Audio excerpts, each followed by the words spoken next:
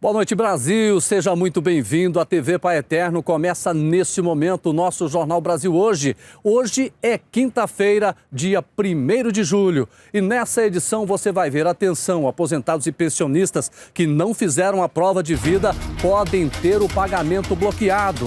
Você vai ver também nesta edição a explosão de um caminhão-tanque no interior de São Paulo deixa mais de 20 pessoas feridas e uma morta. E a partir desse mês de julho, você vai pagar mais caro pela conta de energia elétrica. Daqui a pouquinho eu conto os detalhes para você de mais um aumento na energia elétrica aqui no nosso país. Todos os detalhes ao vivo para você no Jornal Brasil Hoje, especial, apresentado aqui de Trindade a partir desse momento. Não perca então.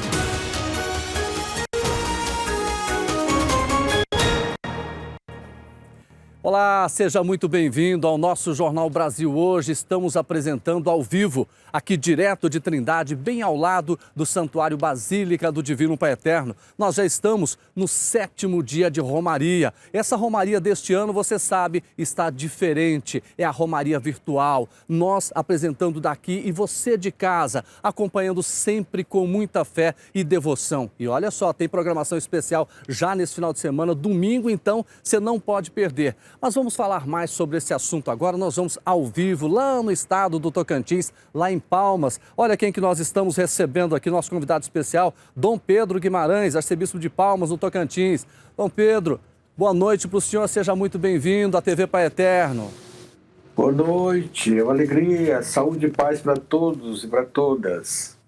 Eu queria saber do senhor, nesse momento tão difícil, né, que o Brasil e o mundo passa, qual a importância das orações para essas pessoas que estão sofrendo? É um tempo muito difícil. A gente pode fazer poucas coisas do ponto de vista das mobilizações, das concentrações. A gente pode fazer pouco nesse sentido. Agora, espiritualmente, nós temos uma missão muito grande. A gente pode fazer grandes momentos de oração pessoal, em casa mesma, sabendo que o Pai Eterno também deve estar sofrendo muito com essa situação nossa, né? Se ele é um Pai, se é um Pai Eterno, né? Há um prefácio que diz assim, é bom a gente louvar a Deus. Se Deus não precisa do nosso louvor, ele contribui para a nossa salvação. Então, rezando, a gente está contribuindo para louvar a Deus. Se ele não precisar, essa oração retorna em favor de nós. É um tempo muito difícil, é um tempo muito complicado. A gente pode fazer da nossa casa, a nossa igreja, esses canais tão importantes que temos hoje para essa interação, a gente pode fazer a diferença. Jesus disse isso à samaritana, quando ela disse que não podia ir ao templo de Jerusalém para rezar, como nós não pudemos ir à Trindade. Bom seria se a gente fosse, queríamos estar aí, com aquela toda mobilização, aquela belíssima expressão de fé, a gente pode rezar a Deus em espírito e verdade da nossa própria casa, lembrando a situação que nós estamos passando. A gente pode não, a gente deve fazer isso.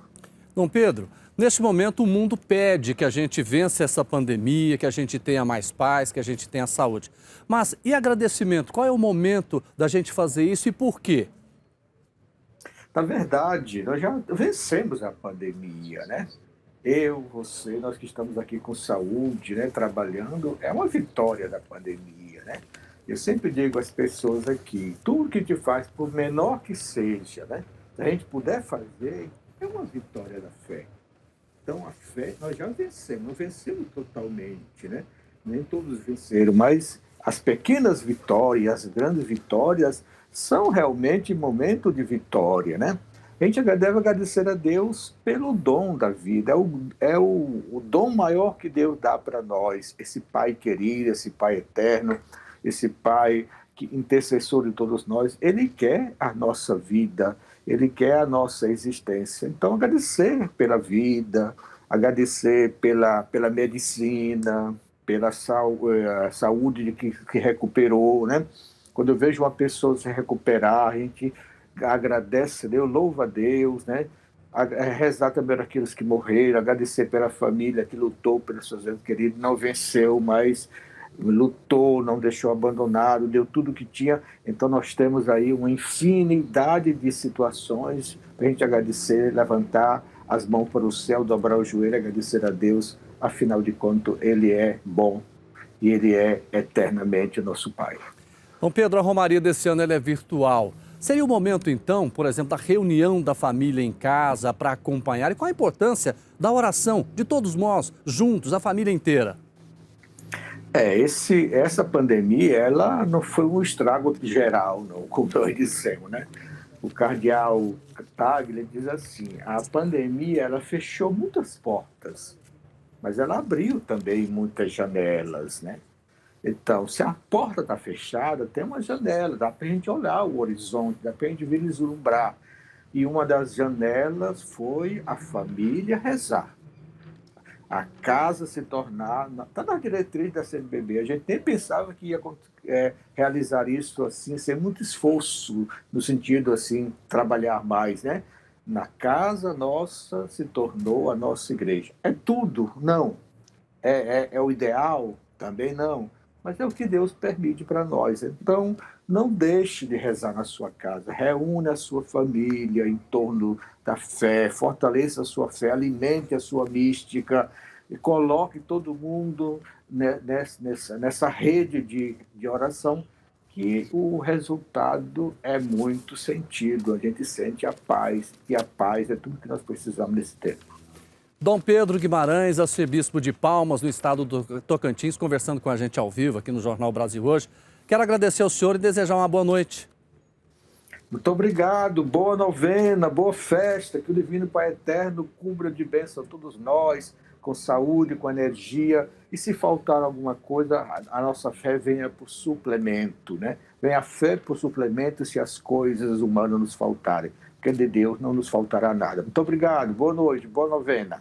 Assim seja, muito obrigado. Olha, atenção, você que está acompanhando o Jornal Brasil Hoje, pode ir preparando o bolso, hein? A partir de hoje, a conta de energia elétrica aí da sua casa vai ficar mais cara por conta da chamada bandeira 2, aquela bandeira vermelha que encarece a conta de energia elétrica. Vamos fazer o seguinte, eu quero mais detalhes agora ao vivo, lá de Brasília, com Elton Moreira. Elton, é com você.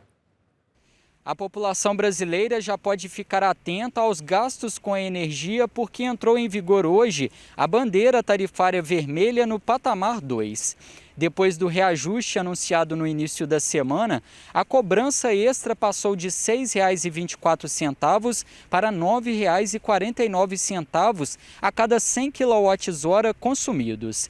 Isso representa uma alta de 52% sobre a bandeira vermelha, que é considerada a mais alta na conta de luz.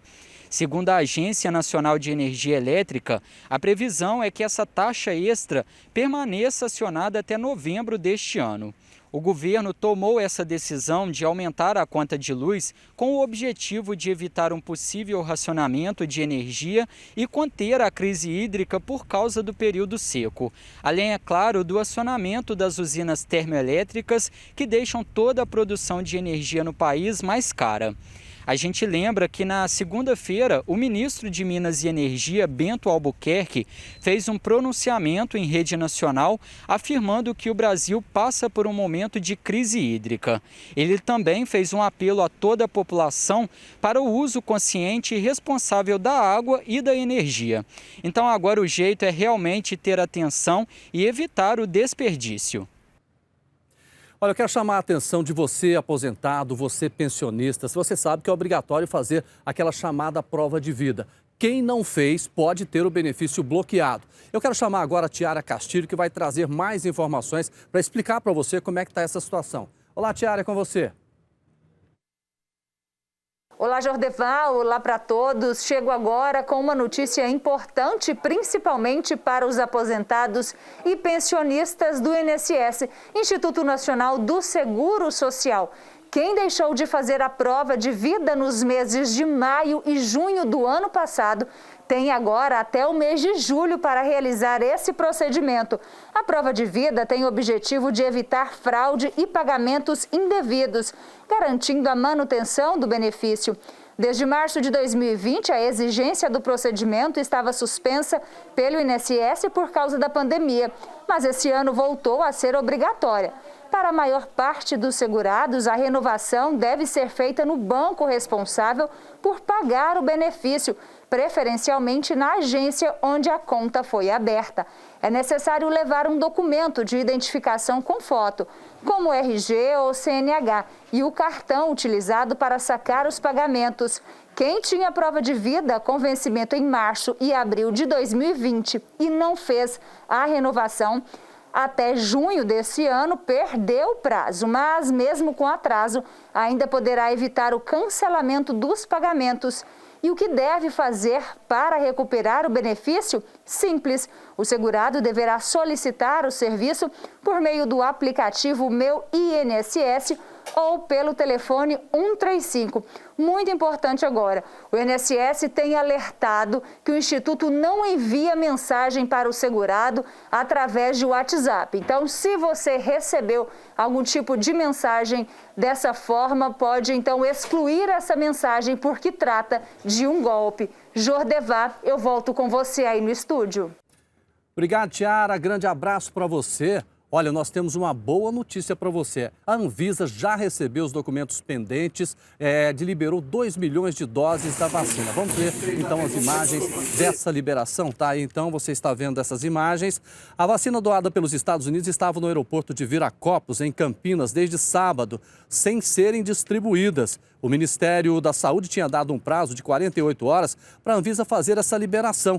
Em resposta, a agência afirmou que o atraso na distribuição não era em razão dela, mas sim pela falta de entrega de documentos necessários pelo Ministério da Saúde. Olha só, a situação que o governo federal disse ter sido resolvida, mas demorou para resolver. O que a gente chama a atenção é o seguinte: a vacina é tão importante, ela chegou na sexta-feira da semana passada e só hoje, gente, quase uma semana depois, é que a gente consegue pegar essa vacina. Que demora é essa, né? Infelizmente, a gente tem essa situação. Bom, vamos saber agora também a realidade da vacinação. Vamos falar da pandemia. Nós temos os números aqui do site do CONAS, se o pessoal puder colocar aqui esses dados. Vamos lá, então. Enquanto o pessoal não coloca, eu vou lendo para você aqui, tá bom? Olha só, até agora nós tivemos 18.622.304 casos de Covid no Brasil desde o início da pandemia. No último período foram registrados aqui no país 65.163 casos da Covid-19 nas últimas 24 horas. O número também de mortes é muito triste, porque veja bem, nós registramos agora 520.095 pessoas que perderam a vida vítimas da Covid-19. No último período, mais de 2.000 mortes. 2.029 pessoas morreram vítimas da Covid-19 aqui no nosso país. E a gente sempre apresenta para você também a questão do vacinômetro, quantas pessoas receberam a primeira dose, quantas receberam a segunda dose. Só que hoje a gente vai ficar devendo para você, porque esses dados não foram divulgados pelo Ministério da Saúde. Bom, gente, ontem o vice-presidente da República, Hamilton Mourão, disse que a corrupção é uma questão que sempre aconteceu no Ministério da Saúde. Isso é muito triste, essa situação. Nós vamos saber agora o que pensa o padre Rafael Vieira sobre esse comentário do vice-presidente da República. Vamos ver. Olá, Jordevá. Eu gostaria de hoje considerar 2 elementos da declaração dada pelo vice-presidente da República. O primeiro seria aquele de considerar que a corrupção sempre andou em algum lugar do governo. E ele se referiu ao campo da saúde. Vamos lá. Existe uma acusação por detrás dessa afirmação do general. Ele está dizendo que a corrupção sempre andou. Quer dizer, sem aumentar nada, o general está dizendo que sempre houve corrupção na área da saúde. Se isso é verdade, é muito triste viver num país assim. Um país que tem no seu histórico, segundo a avaliação do vice-presidente da República, uma caminhada de corrupção numa de suas áreas mais sensíveis. Antes da pandemia, a saúde pública brasileira não era um paraíso. Hospitais lotados, demora para atendimento, falta de medicamentos e muitas outras situações borbulhavam nesse campo. O general vice-presidente está dizendo que a corrupção sempre andou por lá. Portanto, atrás daquele caos na saúde pública, verificado antes da pandemia, já havia corrupção. os brasileiros morriam e muita gente se beneficiava no entendimento do vice-presidente. O segundo elemento que eu queria considerar, Jordevar, é aquele do general dizer que não é da noite para o dia que se pode desmontar uma estrutura de corrupção. Eu concordo com ele em parte, mas tenho lá minhas ressalvas. Primeira delas, deveria ser da noite para o dia, sim. A corrupção não pode ser tolerada um dia sequer no cuidado com a coisa pública. Se essa situação já era conhecida, deveria ter sido desmontada da noite para o dia, sim. Claro que com decisões inteligentes e firmes. A segunda ressalva que me ocorre é que esse mandato no governo federal está chegando à metade do seu terceiro ano. Daqui a pouco, esse governo já não poderá fazer nada. E 3 anos e meio não me parece ser da noite para o dia. É tempo suficiente para se desmontar estruturas erradas. Tempo suficiente para executar projetos claros contra a corrupção. Portanto, é uma lástima que a saúde seja uma área onde a corrupção, e é mais lastimável ainda que em 3 anos e meio o governo não deu conta de desmanchar as estruturas de corrupção na saúde. Eu queria chamar a sua atenção para essa opinião do padre Rafael Vieira. A corrupção, ela jamais pode ser aceitável, porque, veja bem, toda vez que alguém rouba o dinheiro público, esse dinheiro faz parte da saúde, faz parte da educação, da segurança pública, faz parte do desenvolvimento do Brasil. Toda vez que alguém tira o dinheiro do contribuinte, uma pessoa pode morrer nas filas dos hospitais, uma pessoa pode perder a vida porque não teve dinheiro, por exemplo, para comprar um medicamento ou mesmo para fazer um exame ou ser internada no hospital por falta de vagas. Então é muito importante que a gente nunca, mas nunca mesmo, aceite a corrupção. Essa fala do vice-presidente da República é gravíssima. Tomara que isso não se repita. Gente, nós vamos agora rapidinho para o intervalo. Daqui a pouco a gente vai falar da CPI da Covid-19. Hoje foi um dia bastante quente lá em Brasília. Eu conto os detalhes para você daqui a pouquinho, depois do intervalo no Jornal Brasil Hoje.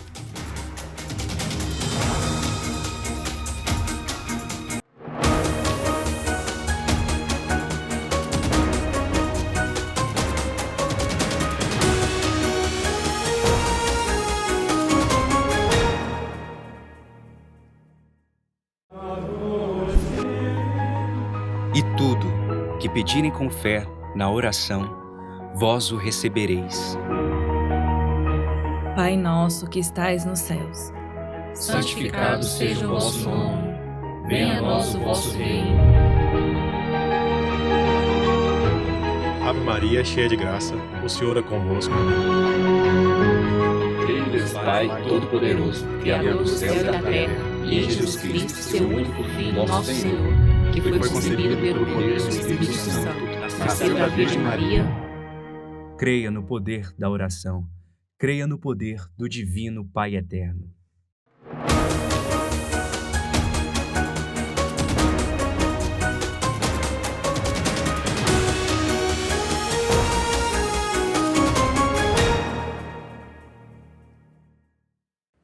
Estamos de volta com o seu Jornal Brasil Hoje. Está percebendo um estúdio diferente? É que o nosso programa está sendo transmitido ao vivo, direto da capital da fé, direto de Trindade. E aqui bem ao lado do Santuário Basílica do Divino Pai Eterno, nós temos imagens também do interior da Basílica, uma igreja linda. Você percebe, a igreja está vazia, não é? Não é uma imagem que a gente tem costume de mostrar para você, mas isso é necessário para cuidar da sua saúde, porque nós estamos em plena pandemia e a romaria deste ano é virtual. Nós estamos fazendo todas as celebrações e você está acompanhando aí da sua casa, junto com a sua família, nos nossos canais, na TV Pai Eterno e também nas nossas redes sociais. Acompanhe sempre, gente. A romaria virtual é muito importante nesse momento. Vamos continuando com mais informações. Eu vou até Brasília agora. Tem notícias da CPI da Covid-19, porque hoje, gente, foi um dia bastante quente lá em Brasília. O Elton Moreira vai trazer as informações da CPI agora para a gente. Hoje foi mais um dia daqueles agitados aqui em Brasília. Depois de uma alteração no calendário, a CPI da Covid-19 recebeu o vendedor Luiz Paulo Dominguete, que afirma ter recebido um pedido de propina do Ministério da Saúde para vender vacinas contra a Covid-19. Inicialmente, quem seria ouvido hoje era o empresário Francisco Maximiano, sócio da Precisa Medicamentos. Ele ia falar sobre outra suspeita de irregularidade na compra da vacina indiana Covaxin, mas ele conseguiu um habeas corpus para ficar em silêncio, por isso houve essa alteração. Bem, mas na sessão desta quinta-feira, o empresário Luiz Paulo Dominguete confirmou que Roberto Dias, ex-diretor de logística do Ministério da Saúde, solicitou propina de $1 por dose da vacina AstraZeneca. Olha só. Dessa majoração foi exclusivamente do senhor Roberto Dias.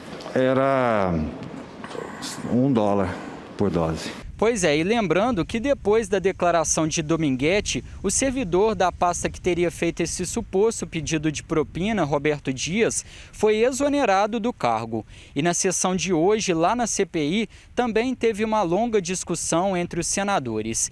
Isso aconteceu depois que foi exibido um áudio envolvendo o deputado federal Luiz Miranda sobre negociações de imunizantes. Só para a gente relembrar, Luiz Miranda é o mesmo que denunciou na semana passada o presidente Jair Bolsonaro por prevaricação.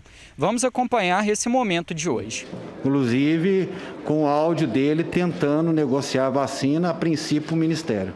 O Luiz Miranda procurou o senhor? Procurou a Davat, se eu não me engano, o Cristiano, inclusive tentando negociar a aquisição de compra de vacinas. Que nós estamos aqui diante de um bode na sala.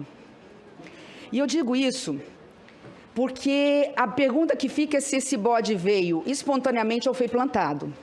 Eu estou me referindo a um áudio fraudulento sacado do bolso do colete, por Vossa Senhoria, que está comprovado pelas atas, que ele está editado e que não condiz com a verdade, nem com os fatos, nem do que nós estamos querendo apurar aqui. Bem, e só para a gente encerrar, outra notícia importante do dia foi que a ministra do Supremo Tribunal Federal, Rosa Weber, encaminhou à Procuradoria-Geral da República um pedido de investigação contra o presidente Jair Bolsonaro e o ex-diretor de logística do Ministério da Saúde, Roberto Dias. A notícia crime se refere a esse suposto pedido de propina que a CPI segue investigando.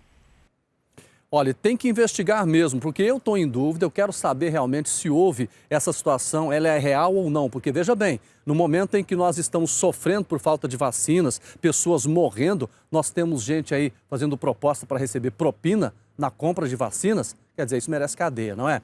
Olha, gente, tem vereador cassado no Rio de Janeiro, é isso mesmo. A Câmara de Vereadores do Rio de Janeiro cassou o mandato do doutor Jairinho, preso pela morte do enteado em Riborel, de 4 anos. Essa foi a primeira vez na história que um vereador teve um mandato cassado na Câmara do Rio. A votação foi unânime. 49 vereadores participaram da sessão e votaram pela cassação. Jairinho e a namorada, a professora Monique Medeiros, estão presos desde o dia 8 de abril, acusados de matar o filho de Monique no dia 8 de março. O relator, Luiz Ramos Filho, diz que os indícios de agressões de Jairinho contra o menino em Riborel foram decisivos para que o afastamento do mandato fosse levado à frente. Que situação, hein? No Rio de Janeiro, uma operação da Polícia Federal investiga crimes e conflitos em terras indígenas no município de Água Santa. São investigados, inclusive, casos de homicídio. Nós vamos para lá, no sul do país, agora conversar com Rafael Paes, que traz mais informações. É com você, meu amigo. Oi, Jordeval, e a todos. Pois é, essa operação da Polícia Federal começou hoje pela manhã. Foram presas até o momento pelo menos 15 pessoas. Elas são acusadas de homicídio, constituição de milícia privada, lesões corporais, ameaças, agressões em vias de fato, incêndio criminoso, entre muitos outros. A lista de crimes é extensa, viu? A Polícia Federal divulgou imagens de um conflito armado entre os grupos indígenas na reserva Carreteiro, em Água Santa, município na região região norte do Rio Grande do Sul. Boa parte dos crimes foram cometidos nesta reserva. Essa invasão divulgada hoje foi no dia 30 de janeiro. A Polícia Federal foi para a rua nesta quinta-feira para cumprir um total de 28 mandados de prisão preventiva e 49 de busca e apreensão. Além da cidade de Água Santa, são alvo dos policiais moradores dos municípios de Tapejara, Ibiaçá, Santa Cecília do Sul, Getúlio Vargas, Erebango e Passo Fundo. A primeira fase da operação foi realizada em setembro de 2020 e teve como objetivo efetuar a prisão de 21 indígenas em virtude de conflitos travados entre grupos rivais na disputa pelo poder no interior da reserva. Na época, 31 indígenas foram indiciados pelos crimes de constituição de milícia privada e de constrangimento ilegal. No fim do ano passado, eles foram libertados e passaram então a tentar retomar aí o poder a essas terras, segundo a Polícia Federal disse hoje. A partir de janeiro deste ano, os conflitos se intensificaram com inúmeras tentativas de homicídio em confronto entre os grupos rivais, resultando então na morte de um indígena no dia 30 de janeiro por disparos de arma de fogo. Depois, um outro indígena foi morto em conflito com a Brigada Militar. Agora uma notícia, Jordevá, ao entorno da pandemia, viu? Um exame mostrou que uma criança de 2 anos e 2 meses adquiriu anticorpos contra o coronavírus por meio da amamentação. A fisioterapeuta Mariúcha Miranda, de 38 anos, que aí aparece ao lado do esposo, recebeu as 2 doses da vacina da AstraZeneca e continuou amamentando o filho. A mãe e o bebê são de Tubarão, cidade de Santa Catarina. O caso é isolado e o teste foi feito com pedido e acompanhamento médico. Para constatar o feito, foi realizado o exame de anticorpos neutralizantes com o sangue da criança, que aparece aí nas imagens, que possui uma doença autoimune caracterizada por baixos níveis de plaquetas no sangue. O resultado confirmou a produção de anticorpos neutralizantes contra o coronavírus, portanto, inclusive para variantes do vírus, viu? As autoridades de saúde locais seguem acompanhando o caso. Essas foram as nossas informações aqui do Sul de hoje, Jordevá. Eu volto contigo agora aí em Goiânia. Até amanhã. Obrigado, Rafael. Até amanhã. Gente, vamos fazer uma correção. No início da chamada dessa matéria aí, eu falei Rio de Janeiro. Na verdade, o fato aconteceu no Rio Grande do Sul. Está feita a correção. A explosão de um caminhão em um posto de combustíveis em Rio Claro, no interior de São Paulo, deixou mais de 20 pessoas feridas e um caminhoneiro acabou perdendo a vida. As imagens são impressionantes. O veículo estava carregado com produto químico. O deslocamento de ar causado pelas explosões provocou danos no posto e no restaurante do local. Segundo a Polícia Militar, a explosão ainda atingiu ao menos 10 caminhões que estavam estacionados no posto e pegaram fogo. A força do impacto percorreu um raio de cerca de 15 quilômetros, quebrando vidraças de vários imóveis da região.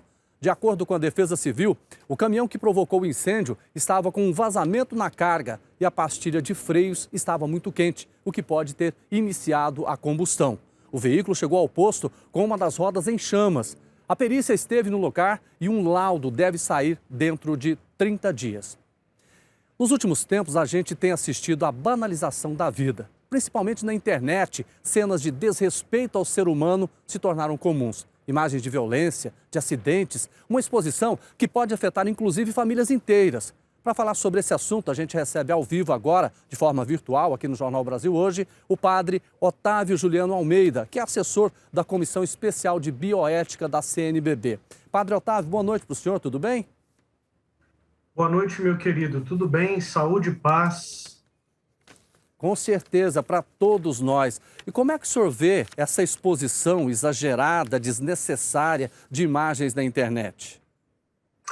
Meu querido, e também os nossos telespectadores da TV Pai Eterno, acho que quando o ser humano perde a capacidade de sentir que o outro tem o mesmo sangue que ele, tudo começa a desmoronar. Então eu vou ser bem breve, mas vou recordar a muitos dos nossos telespectadores uma história que é de mentira da literatura, mas é assim, tem um ser humano que é criado por animais, a história do Tarzan, né? E na história dá certo, mas na vida real, quem cria um ser humano é outro ser humano. Então, a partir do momento que as pessoas começaram a trocar o afeto, o carinho, o colo da mãe, do pai, o beijo, o abraço. Eu não me refiro somente ao momento da pandemia, mas quando a gente começou a trocar isso pelo material, pelas coisas que compramos, pelas roupas que vestimos, pelas marcas que idolatramos, aí tudo começou a ficar banal. E aí na internet, que é um terreno assim, ainda sem muita regulação, isso se torna mais um produto que pode ser comprado, que pode ser vendido. Mas o que falta realmente aqui dentro é calor humano. Isso é muito importante e isso é do Evangelho. Já está lá nas palavras de Jesus há muito tempo. Ô, padre, eu queria até que o senhor comentasse, às vezes a gente vê imagens na internet que fica marcante na cabeça da gente, pessoas, pais de família, mães de família, que jogam isso e compartilham. Eu tenho certeza que essas pessoas jamais queriam que o filho visse uma imagem como essa, não é? Por que eles fazem isso? Olha, as motivações podem ser muitas.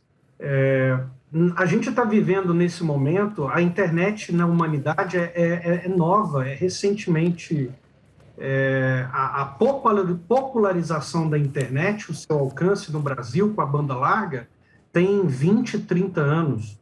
Então é como se a gente estivesse vivendo uma grande febre, onde a gente sente a necessidade de se expor. Tem a ver um pouco com carência, tem a ver um pouco com autoafirmação, como se eu não posto, se eu não publico, se eu não falo, é como se eu não existisse. É um pouco do mesmo de tudo isso. E a gente vai observar, meu caro, que em países com um índice maior de educação das pessoas, a exposição tanto daquilo que é banal, feio, imoral, antiético, quanto daquilo que é bom, não passa muito pelas redes sociais, passa pelos canais normais da comunicação. Então, no nosso caso, no Brasil, isso que a gente chama de espetacularização das imagens é um fenômeno que tem várias causas. Uma delas é porque estamos recentes na internet, a outra é porque a pessoa sente que ela vai causar impacto, que ela vai reter atenção para você. Mas realmente não é algo que nenhum de nós gostaria de fazer, com ninguém que a gente ama e muito menos conosco. Padre Otávio, nós estamos ao vivo para o Brasil inteiro, nós chegamos a 1.800 municípios. Eu queria que o senhor conversasse com essas pessoas que estão acompanhando a gente. Que recado o senhor daria a essas pessoas para evitar esse tipo de coisa? Boa pergunta, meu caro. Eu sou professor da PUC Minas. Esse ano a gente fez um curso eu ofereci um curso, melhor dizendo, para os alunos da teologia, que é Ética Teológica, Fake News, Pós-Verdade, Consequências Pastorais. Dizendo, no final, a prova dos alunos era fazer um vídeo para ajudar as pessoas a não repartir e não repassar aquilo que ela não sabe que é verdadeiro ou que ela não sabe que é bom.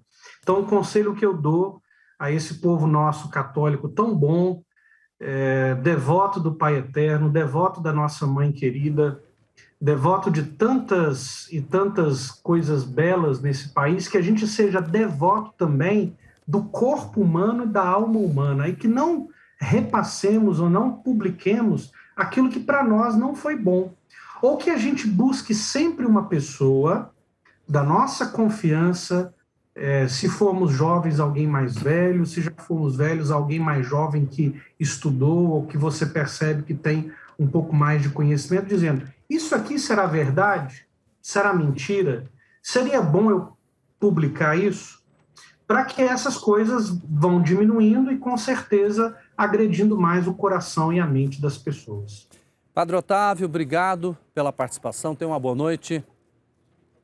Obrigado, grande abraço, saúde e paz para todos. Tá certo, olha, o Padre Otávio, ele é assessor da Comissão Especial de Bioética da CNBB, falou ao vivo com a gente. Nos últimos dias, você já deve ter ouvido falar da mucormicose, ou aquele fungo negro, como também é conhecida. Na Índia, muitos casos têm aparecido. E aqui em Brasília, por exemplo, aqui em Brasil, melhor dizendo, a doença já causou muitas mortes. Os médicos têm associado alguns desses casos a pacientes com Covid-19. Mas será que é preciso uma grande preocupação com esse fungo? A Tiara Castilho entrevistou o Dr. Roberto Martins Figueiredo conhecido como o Doutor Bactéria, que vai falar não só de fungo, mas também das bactérias para a gente.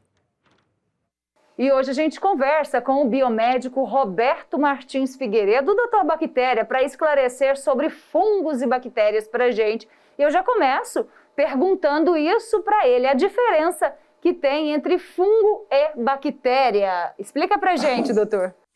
Bom, eles são totalmente diferentes, né, de constituição, tudo, né? Por exemplo, a bactéria tem uma célula só, uma célulazinha. Os fungos, a grande maioria, são multicelulares. Você vê no blusão de couro, você vê em cima da laranja, mas você pode ver também na candidíase de boca, que é o popular sapinho. Isso daqui são todos fungos que eles aparecem, né? Recentemente, fungo negro. Esse fungo negro tem assustado, né? Chegou na Índia, já existem alguns casos sendo investigados aqui no Brasil. E, claro, a população já está incomodada aí por causa da pandemia, assustada com a pandemia do novo coronavírus. Agora ainda vem o fungo negro. Explica pra gente o que de fato é esse fungo negro e se é algo pra gente realmente acender aí um alerta sobre esse problema. É aquele negócio que o pessoal está com medo realmente, né? Que quando você apanhou muito, né? Apanhou muito em determinado bairro, aí falam para você que, olha, chegou um cara novo aí no bairro, você já fica com medo. Você nem sabe se ele existe realmente, mas você fica com medo. Né? Mas o que acontece? Esse fungo aí, gente, todo mundo pode ter em casa, pode ter em qualquer lugar. E quase ninguém pegou, é que é extremamente raro. Então ele precisa do quê? Ele é um fungo que a gente chama de oportunista, super oportunista, não é nem oportunista, é super oportunista, que precisa que a pessoa tenha uma doença de base que acabe com a imunidade. Tá? Então, tratamento de câncer, um AIDS muito generalizado, sem tratamento nenhum, né? Uma diabetes totalmente descompensada, mas mesmo diabético, você não vê essa doença em diabético. E por que está aparecendo agora? Por quê? Porque quando um diabético, ele é possível de pegar o coronavírus, pegar o Covid, porque ele já tem uma doença de base, então ele tem a possibilidade. Chegando, ele vai estar passando mal, aí é dado o que para ele? Um medicamento que o Covid, o que ele faz? Faz com que tenha uma resposta com edema. Então, esse edema, trombose, essas coisas, tudo é que mata a pessoa. O vírus não mata, o que mata é a resposta do organismo. Então, o tratamento que é dado para as pessoas, o que é?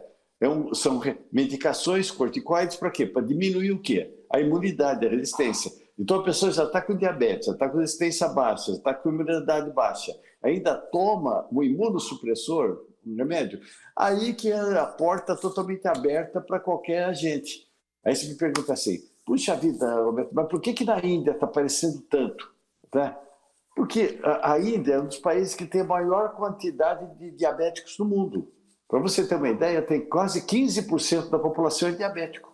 Ainda pega um percentual desse que está com Covid e um percentual desse que ainda vai colocar, é muita gente.